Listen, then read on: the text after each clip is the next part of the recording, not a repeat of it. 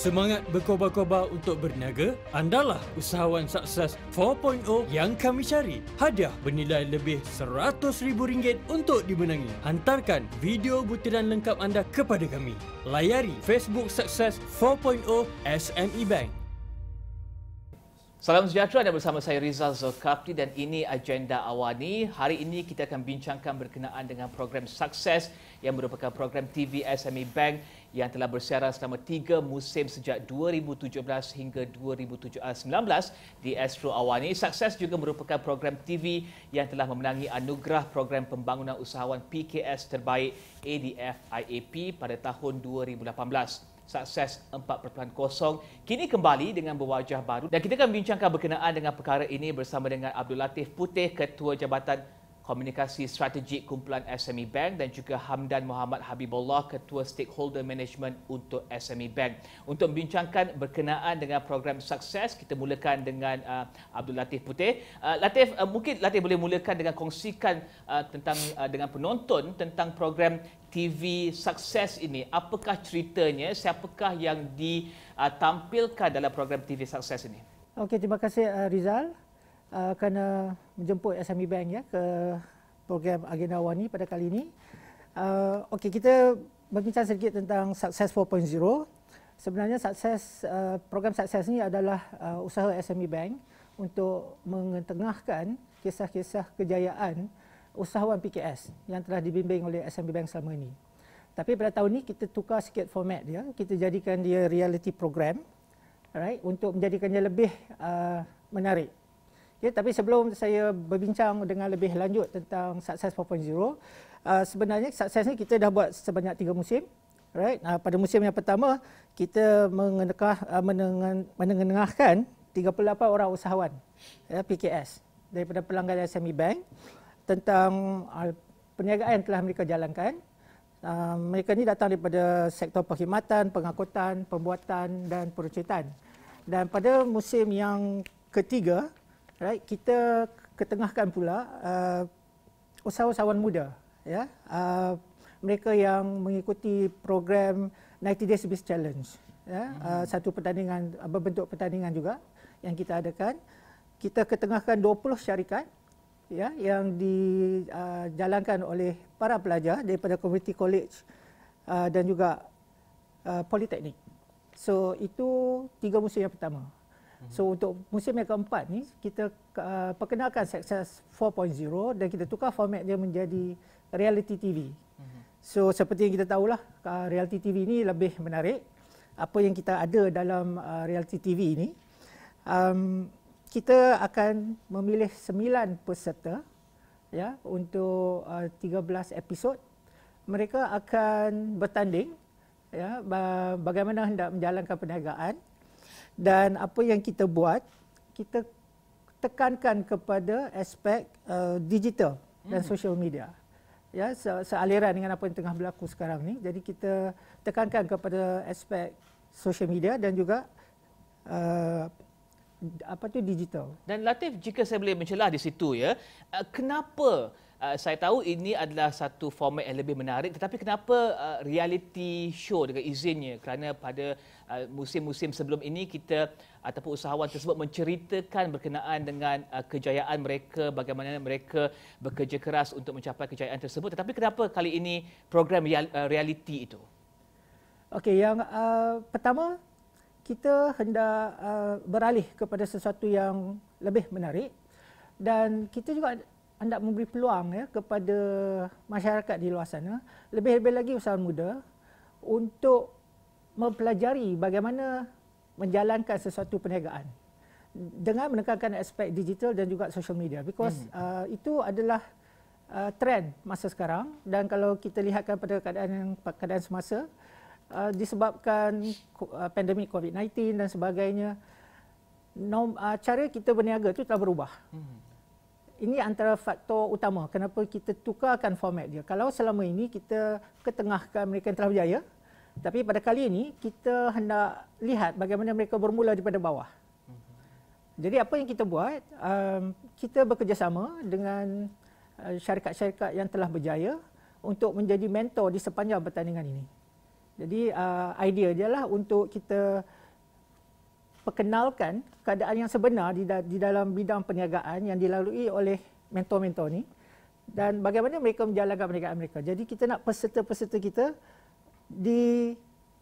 diberi pendedahan daripada awal. Dan kita juga hendak mencipta usahawan yang baru. Tanpa memberikan terlalu banyak maklumat berkenaan dengan cabaran-cabaran dan juga program realiti ini, mungkin Latif boleh berikan apakah bayangan bagi mereka yang nak menyertai program ini, apakah contoh-contoh cabaran yang mendepani mereka dalam program realiti ini?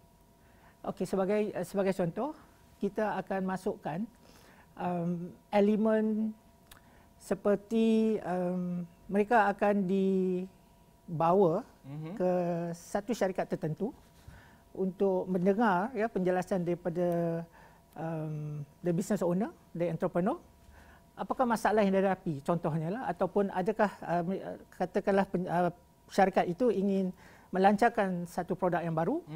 Jadi mereka akan diberi penerangan tentang pelancaran produk ini dan peserta akan diminta untuk memberi cadangan. Macam mana untuk melancarkan produk tersebut, macam mana untuk mendapatkan lebih ramai pelanggan contohnya. Jadi semua tugasan yang diberi ini adalah berdasarkan kepada realiti perniagaan semasa. Okey. So itu yang satu menariklah bagi kami. Dan apakah hadiah-hadiah yang disediakan SME Bank kepada pemenang? Okey, hadiahnya lumayan. Secara keseluruhan kita menawarkan lebih RM100,000 sebagai hadiah. Dan pada masa yang sama juga kita ada hadiah untuk penonton di rumah. Jumlah hadiah untuk penonton di rumah ni sebanyak RM10,000. Itu untuk penonton di rumah saja yang menonton. Ya. Tapi kepada para peserta seperti saya cakapkan tadi, hadiahnya melebihi RM100,000. Okey, dan 9 kumpulan ataupun 9 syarikat yang akan dipilih untuk penyertaan untuk 13 episod ni ya? Yes. 9. Siapakah latar belakang mereka ataupun bagaimanakah usahawan yang dicari oleh SME Bank untuk program ini? Okey, yang pertama sekali mereka adalah pelanggan SME Bank yang telah berjaya dan mereka datang daripada pelbagai latar belakang. Ada daripada sektor perkhidmatan, ada daripada sektor pembuatan, alright, dan lain-lain lagi. Jadi kita cuba campurkan daripada pelbagai jenis industri lah supaya pendedahan ini lebih baik kita bagi kepada para peserta. Jadi mereka mungkin bukan usahawan baru tapi usahawan yang sudah berjaya sedikit? Pada peserta? Pada peserta. Okey, peserta kita lebih tekankan kepada mereka yang startup baru bermula ataupun ada yang mempunyai idea perniagaan yang tertentu, ya, mereka baru hendak bermula.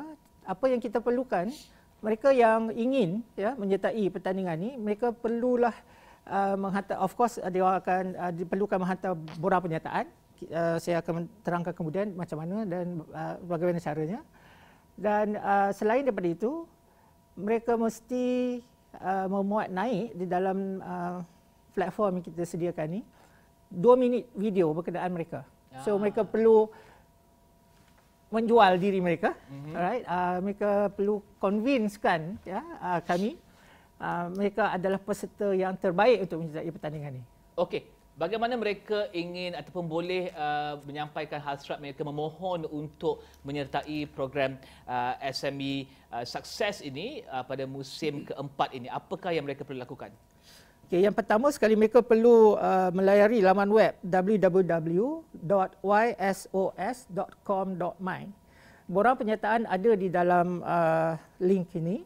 Okay, jadi mereka perlu masuk ke dalam www.ysos.com.my ataupun mereka boleh masuk melalui Facebook Success 4.0 SME Bank. Daripada situ mereka boleh dapat borang penyertaan, mereka perlu isi dan hantar bersama dengan video yang saya cakapkan tadi. Dan kepada penonton pula bagaimana? Kepada para penonton, mereka kena tunggu bila kita mula bersiaran. Jadi akan ada weekly quiz yang kita akan buat. Jadi daripada situ mereka boleh menyertai quiz tersebut untuk menangi hadiah-hadiah yang saya cakapkan ada jangkaan bila ia akan mula disiarkan? InsyaAllah kita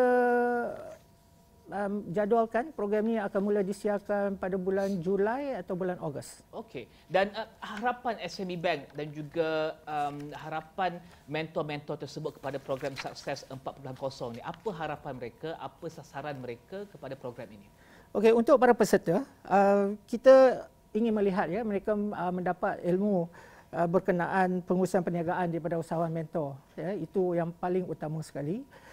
Untuk usahawan mentor pula, kita hendak mereka berkongsi tips ya, ataupun pengetahuan dan skill perniagaan yang mereka ada dengan para peserta. Itu yang paling penting ya. Kalau tidak, tak ada tujuan kenapa kita buat program yang semacam ni ya. Dah tahu dah mungkin siapa mentor-mentor yang akan dipilih? Boleh beri bayangan kepada penonton di luar sana dan juga usahawan di luar sana? Okey, mentor saya bagi secara umum. Ya. Right? Mentor yang kita sedang lihat sekarang ni, kita masih lagi berhubung dengan mereka. Yang pertama, of course kita akan ada wakil daripada SME Bank sebab kita sebagai bank pembangunan ya. Jadi kita ada wakil untuk melihat kepada aspek perniagaan dan sebagainya. Kita akan ada wakil daripada mereka yang arif di dalam bidang perniagaan digital. Okey. Itu penting sebab elemen digital ditekankan dalam pertandingan ini. Dan pada yang sama juga kita akan ada wakil daripada sektor perniagaan itu sendiri. Okey. Ya. So itu antara kriteria pemilihan mentor yang kita ada. Dan untuk SME Bank, of course tujuan kita adalah untuk mencipta usahawan baru melalui program yang sebegini. Okay, jadi itu adalah harapan kami. Terima kasih Encik Latif. Abdul Latif Putih, Ketua Jabatan Komunikasi Strategik Kumpulan SME Bank. Agenda awalnya akan berhenti berehat seketika. Selepas ini, kita bincangkan berkenaan dengan peranan SME Bank untuk memperkasakan lagi usahawan bergerak ke hadapan dalam tempoh pemulihan COVID-19. Kita akan berhenti berehat seketika, kembali selepas ini. Semangat berkobar-kobar untuk berniaga? Andalah usahawan sukses 4.0 yang kami cari. Hadiah bernilai lebih RM100,000 untuk dimenangi. Hantarkan video butiran lengkap anda kepada kami. Layari Facebook Sukses 4.0 SME Bank.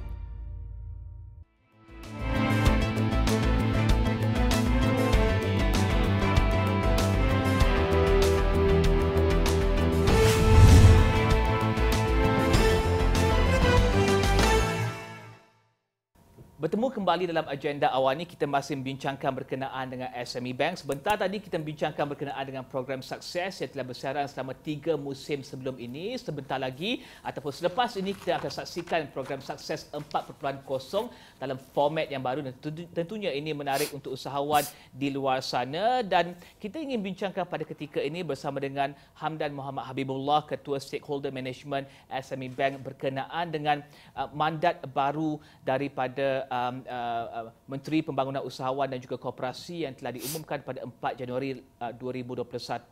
Menteri Pembangunan Usahawan dan juga Koperasi Datuk Seri Wan Junaidi Tuanku Jaafar telah umumkan mandat dan arahan baru untuk MEDAK melaksanakan fasa kedua Pelan Pemulihan Usahawan dan juga Koperasi. Kita ingin melihat kepada peranan SME Bank untuk melaksanakan usaha ini.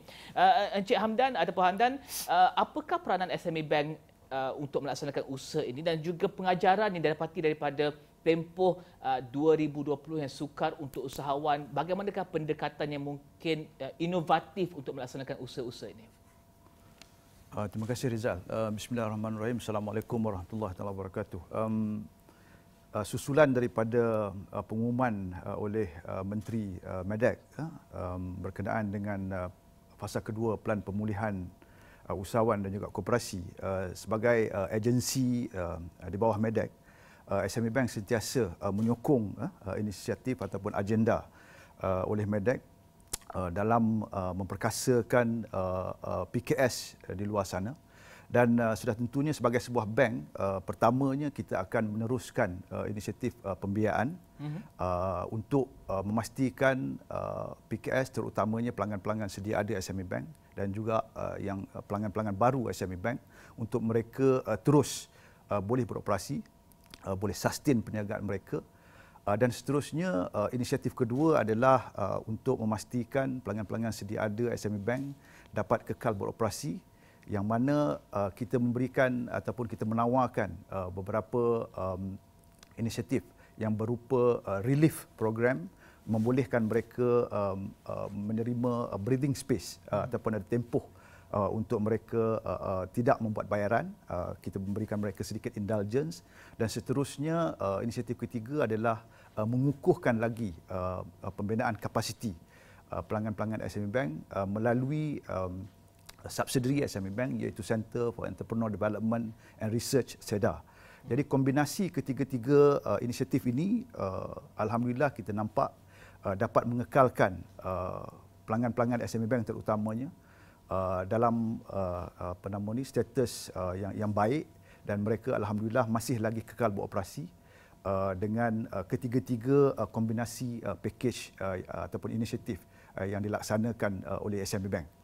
Dan Hamdan, melihat kepada tempoh setahun sejak 18 Mac di mana kita memulakan PKP pada tahun lepas 2020, pelanggan SME Bank tentunya PKS berdepan dengan pelbagai tempoh yang mencabar sepanjang setahun ini. Apa pengajaran yang boleh diguna pakai untuk memastikan pelaksanaan fasa kedua ini lebih berjaya, kerana kita bercakap tentang tempoh pemulihan dan juga Menteri Kewangan juga menyatakan bahawa ekonomi Malaysia dijangka akan pulih dengan kukuh pada tahun 2021 ini. Jadi bagaimana SME Bank menyokong komponen PKS dalam ekonomi tersebut? Saya melihat daripada dua aspek, Rizal. Pertamanya daripada segi penyampaian ataupun delivery period daripada SME Bank. Yang keduanya adalah daripada segi inovasi PKS di luar sana. Apa yang saya maksudkan dengan delivery itu adalah kalau sekiranya sebelum ini SME Bank kami punya turnaround time ataupun tempoh penyampaian adalah di antara 30 hari hingga 45 hari.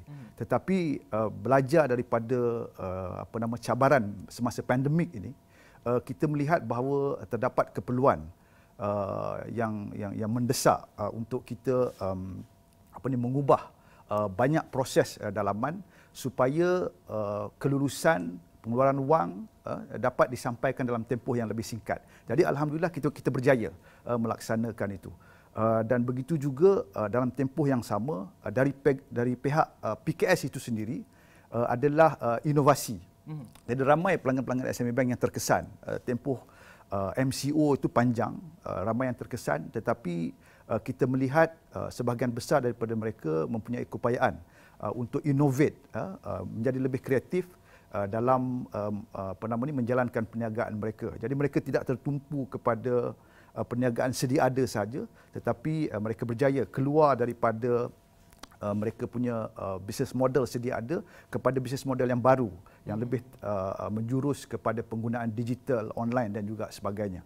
Hamdan, kita banyak bercakap berkenaan dengan inovasi yang diberikan oleh PKS di luar sana untuk mengharungi tempoh sukar ini. Mungkin SME Bank ada kenal satu ataupun dua PKS yang Hamdan boleh ceritakan success stories mereka dengan izinnya ringkas saja. Apakah perubahan mungkin paling mudah, paling mencabar yang mereka lakukan di luar sana yang ada keterlibatan daripada SME Bank sendiri? Okey. Kalau kita tengokkan sebahagian daripada pelanggan-pelanggan SME Bank, mungkin saya tak sebut nama kot. Yang dulu kalau tengok pencapaian perniagaan mereka memang besar, mencapai 30 hingga 40 juta. Tetapi daripada composition ataupun segmentation bisnes mereka itu mungkin 90% adalah daripada retail outlet, kedai-kedai mereka. Tetapi dalam tempoh pandemik ini mereka orang kata push to the maximum untuk mencapai peningkatan ataupun mencapai jualan itu menggunakan online ataupun digital platform.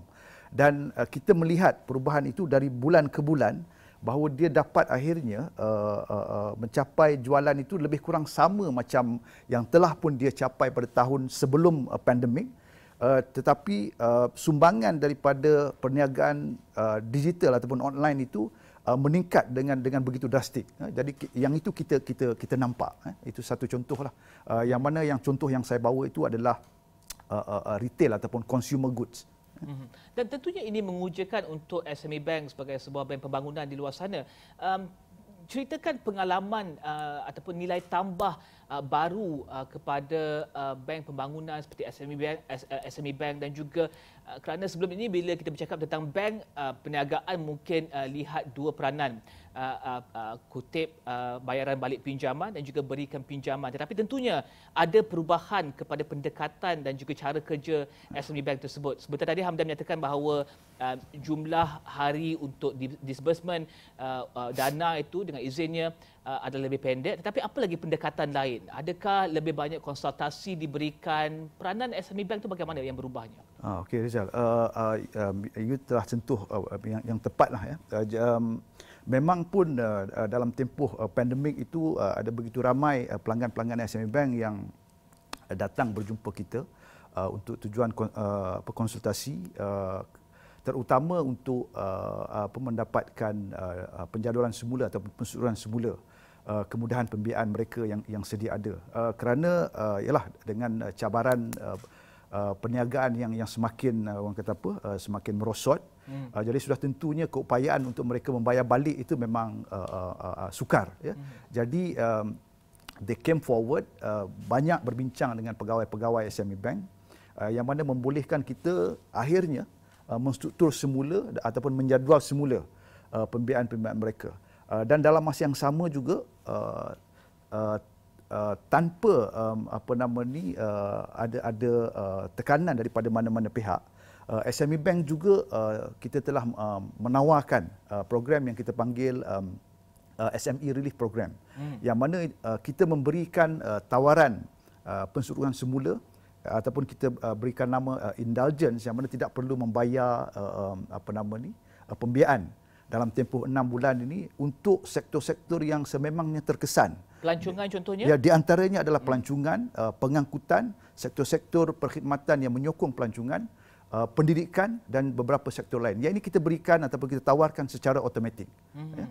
Dan kita melihat kepada, adakah Hamdan melihat fungsi dan juga peranan SME Bank kepada PKS dan juga SME di luar sana ketika ini akrab seperti rakan, dan juga apa inisiatif tanggungjawab korporat lain yang dijalankan SME Bank untuk menyokong pertumbuhan sektor PKSM ataupun MSME di Malaysia? Okey, tadi adalah beberapa inisiatif yang saya dah kongsikan, dan salah satu daripada ini juga adalah pembangunan kapasiti. Sebab dalam tempoh yang kritikal ini, mereka perlukan pihak yang mereka boleh berkongsi masalah mereka. Dan seperti rakan, adakah itu benar ataupun bagaimana? Ya, betul. Sebab mereka perlu bercerita terutamanya kepada dia existing banker ataupun institusi kewangan yang mana mereka ada membuat pembiayaan.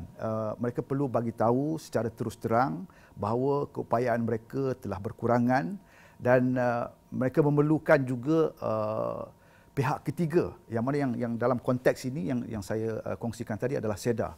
Pihak ketiga yang boleh menyuntik idea baru, yang juga boleh memberikan one-to-one coaching dalam memikirkan kaedah baru ataupun model perniagaan yang baru, pendekatan yang baru dalam mereka membuat perniagaan, membuat pemasaran, branding, designing dan juga sebagainya. Jadi pada ketika inilah kita di SME Bank banyak menawarkan